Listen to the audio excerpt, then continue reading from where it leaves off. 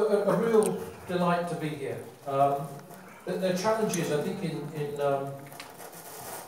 as I say, all areas of the prison service. And I go to some prisons and they don't have the relationship with local churches that we enjoyed at Wandsworth. And there was no greater relationship than the relationship with Winston and the New Testament Church at Charlton. It served us greatly over the years, and I just thank you, brother.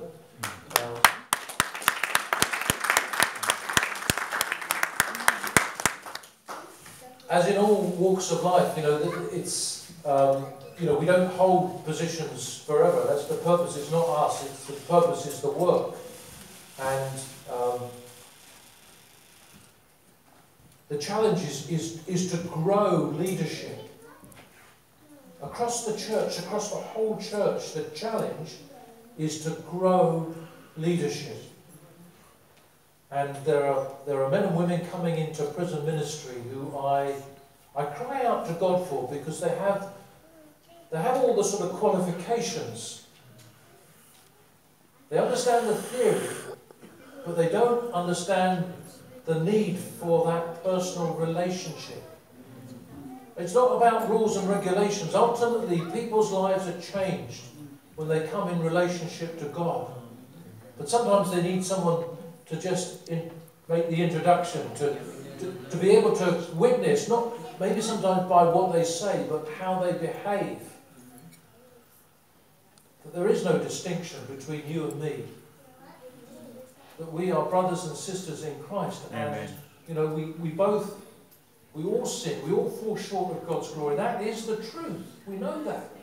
And so no one stands up and preaches out of a sense of righteousness to the other. And we need to build that leadership in every aspect of our society, but particularly in prisons, where we need people who can form those relationships and value the other, even in the midst of the brokenness, even in the midst of the things that they've done, which are the heartache that is brought upon the lives of others and their families. And not to minimise that in any way, but to hold that, and yet still to see in the core of the people who have done those things God's image that needs to be redeemed and restored and brought to life. So that is at the heart of prison ministry. It will always be at the heart of prison ministry. I believe it's at the heart of the mission of churches. Every church is... What greater mission is there to reach those who are lost? Amen. I'm the way, the truth, and the life.